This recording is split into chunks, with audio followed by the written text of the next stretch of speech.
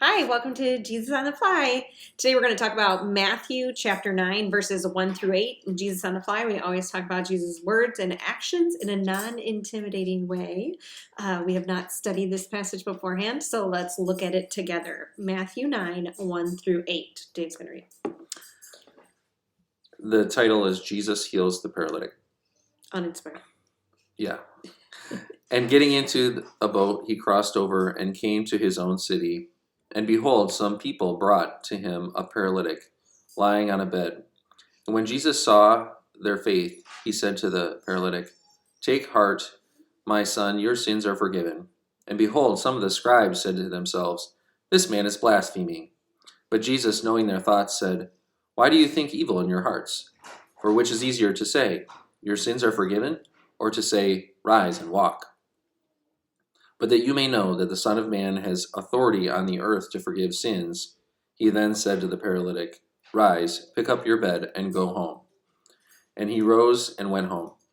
When the crowd saw it, they were afraid, and they glorified God, who had given such authority to men. Nice. All right.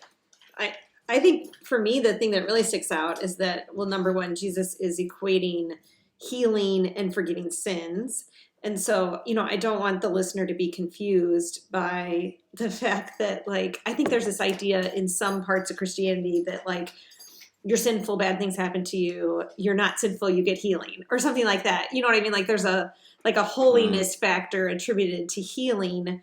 And so I think one thing that sticks out for me for this is instead recognizing the place of forgiveness in holistic healing.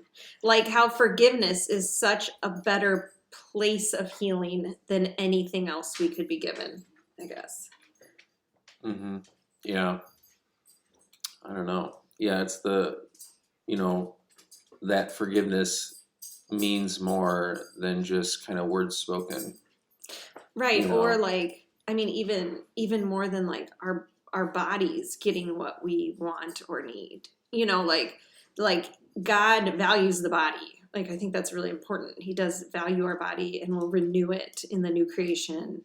But there's something about our spiritual healing that is more valuable to him in this particular life. Like in this, Mm-hmm.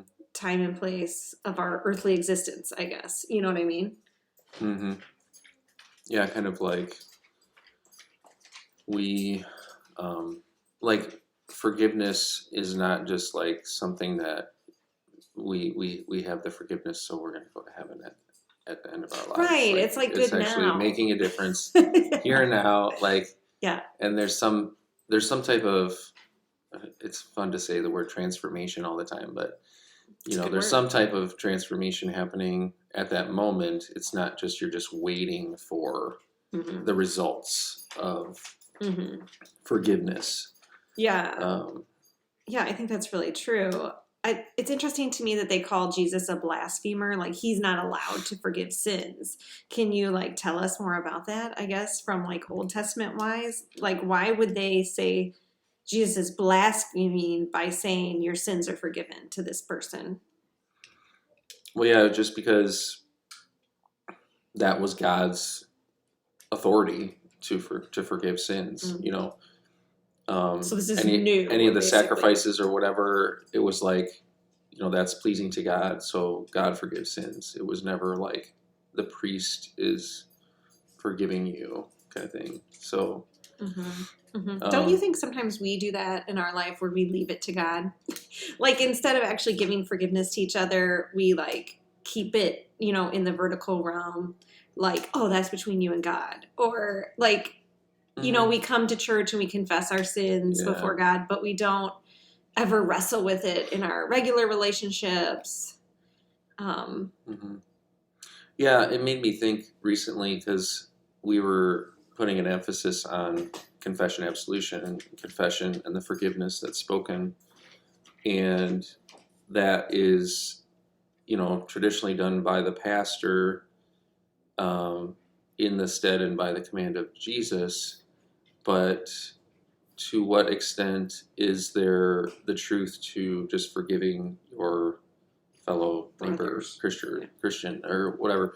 I think although I think we're smart in kind of like saying like, okay, we do receive forgiveness from God, right? Like we can appreciate that in this passage, in, especially. we can appreciate that, but then Jesus said, if you forgive someone their sins, who's repentant of their sins, they're forgiven. Mm-hmm. And so that power is ours, to give. And so one thing I hear you saying is, no, I think that's a really good like coronavirus connection. We'll have coronavirus connections in Jesus on the Fly for now, but we can't get to church right now, right? We can't go to a building and meet with our pastor. Most of us, that does not mean we are bereft of the forgiveness that Jesus gives us. Like we don't have to get there to get that. Like that would be a work, and we don't believe in that. Rather, Jesus comes to us. Chad's here. Yay. Jesus comes to us. Like right now in your home, you have the Bible and you can open it and you can download the Bible app on your phone like Pastor and I have, and you can hear the words of Jesus' forgiveness in Matthew 9 for you and share it with your children and share it with your neighbor, especially in times that we can't get to church because that's not where forgiveness lives. Right. Which is what they were criticizing Jesus for. Like they wanted it to live with God. And Jesus says, forgiveness lives with me and it also lives with you as people of God. Yeah. Jesus transfers it to us in that respect. But I think it's kind of like the same. It would be similar to this scenario of like, well, you can't go to the church building, so you can't be forgiven. Right, yeah, we don't believe that. And like, I think what we're being made aware of is, even if we're not receiving the Lord's Supper, like, I think we need to be aware of the reality that like, this is church right now. This is church. Us like meeting and talking. That's what it is. It's not being, people of God. It's not being at a certain place. It's being who you are. And it's with the people. Jesus. It's the people of God. It's not anything else disconnected. And so, obviously it's connected through faith in Jesus, like not saying that, but it's something where I think we really have to rethink what church is and who we can be to other people. Because there's certain people now who ordinarily, they thought they could go to a church building and they would be filled up and that's all they needed. But like now we can, video chat with someone who we couldn't do that before, or we wouldn't have normally done that before. And it's taking our effort to make things happen that were ordinarily just be like, hey, go to the church and the pastor's got everything for you. The sermon, he'll just dump it on you and you're good. Yeah. And there's it's like no passing people off to Jesus right now. Like you have to you kind of need to enter in. Yeah. There's so much more to connection now with our fellow Christians and even Christians just reaching out into people's lives, which is stuff we should have been doing anyway. But it's just like, it's kind of like, oh yeah, that's right. Like we do have to do things differently. So yeah, it's an opportunity. It is a good opportunity. And so to kind of just wrap it up, just being aware of where is God bringing forgiveness into your life and into your home right now.